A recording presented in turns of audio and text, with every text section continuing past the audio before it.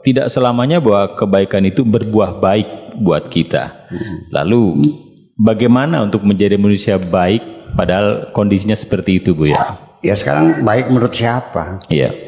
Baik menurut diri sendiri, baik menurut orang lain, baik menurut Allah. Iya. Nah, kalau baik menurut Allah itu tentu yang adalah kondisi hati kita, dan kualitasnya itu bukan dari sisi kuantitas tapi kualitasnya, ketulusan hati kita.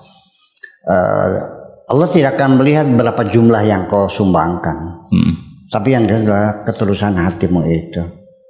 Ya kan begitu. Sekarang begini, Allah berjanji akan memberikan pahala kepadamu, artinya dikasih upah, dibayarkan kalau engkau bekerja untuk Allah. Ya. Itu kan logika kita yang benar. Nah, kalau Anda bekerja untuk orang lain, alasannya apa Anda minta bayaran sama saya? Orang bikin ngaspal jalan, yang nyuruh PU, lalu akhir bulan Anda datang tagihan kepada saya minta bayaran. Orang gila kamu nih. Nah, makanya ketika engkau berbuat baik kepada siapapun, saya tanya, untuk siapa kebaikanmu itu? Iya, iya. Nah, kalau bukan untuk Allah, dasarnya apa yang minta sama Allah? Jadi itu dong, jangan suka membuat daftar pahala ya. Menagih kebaikan. Allah akan bayar ketika engkau bekerja untuk Allah. Saya juga sama, tukang yang bekerja di sini, membangun, memperbaiki bangunan, bikin dapur, bikin WC, yang kerja saya yang suruh bekerja untuk saya, ya saya bayar. Iya. Nah, kalau dia bikin rumahnya sendiri gimana? Tukang itu bikin rumah buat dirinya sendiri, saya bayar enggak? Enggak. Nah, bagaimana Allah membayar kamu ketika yang kau lakukan untuk dirimu sendiri? Coba berpikir logis itu. Dan tidak mesti kebaikan, sekalipun ritual sekalipun, ya ibadah-ibadah ritual, ya puasa, ya berzikir, ya sholat, ya haji, itu juga sama. Apa mesti orang naik haji itu semuanya lillahi ta'ala? Kan enggak juga. Ada yang naik haji karena mengejar status sosial supaya dipanggil Pak Haji, atau mungkin karena panas hati melihat tetangganya yang miskin bisa naik haji, kenapa aku nggak bisa naik haji? Atau karena dia pengen pakai topi putih, barangkali pakai sorban. Ya minimal kalau orang sudah naik haji, kalau kondangan kan dihormati, duduknya di depan. Iya kan, ini kan mengejar status sosial. Dan ada lagi yang sengaja naik haji sekalian piknik kan gitu, pengen nyicipin naik pesawat kan gitu.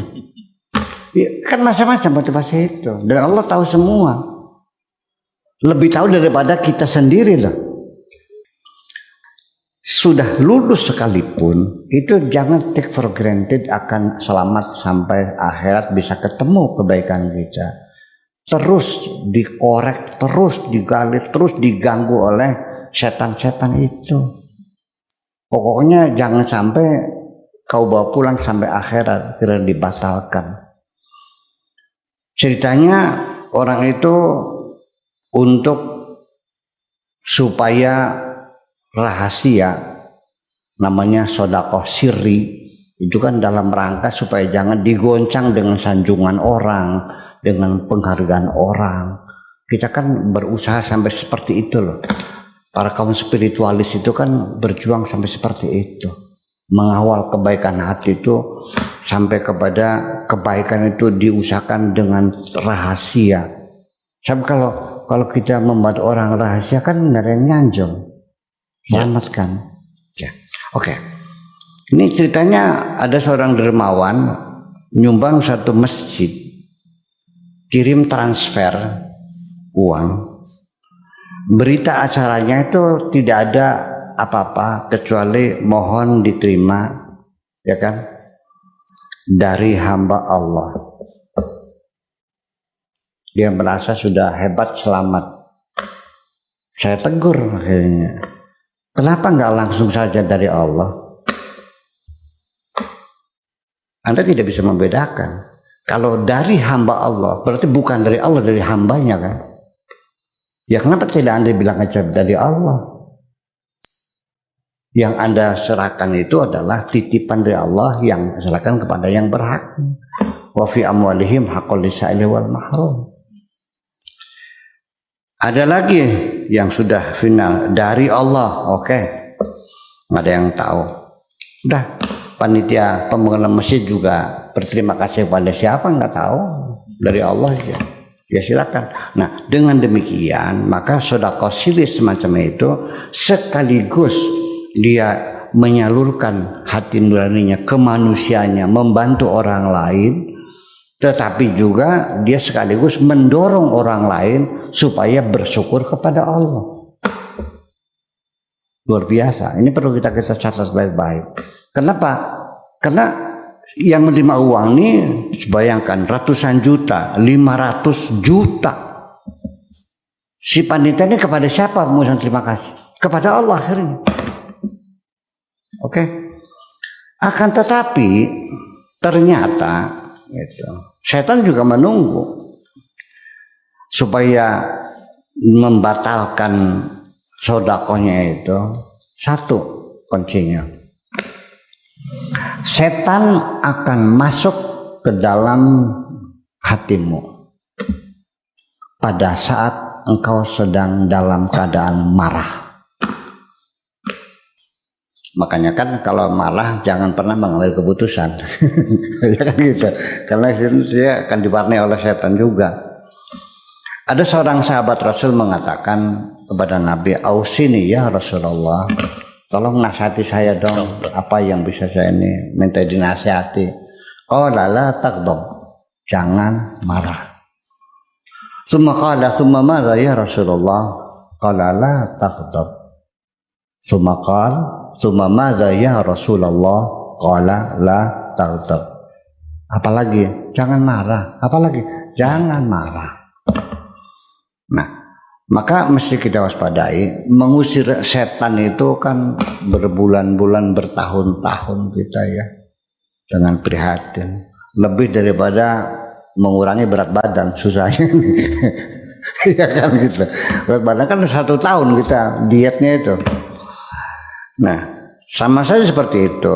Nah, kapan setan masuk lagi? Ketika engkau sedang dalam keadaan marah, masuklah. Ngusirnya susah, sekali marah masuk lagi.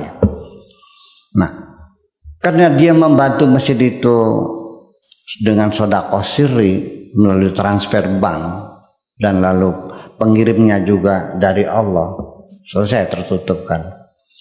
Nah, hanya saja si panitia pembangunan masjid itu ada salah teknis dalam pembangunannya, yaitu WC tempat wudhu itu nyambung dengan main building, dengan bangunan utama masjid nyambung, sehingga kan nantinya kan biasanya kan berlumut-lumut becek, menjadi baunya juga kadang-kadang bau tidak sedap itu masuk ke dalam masjid.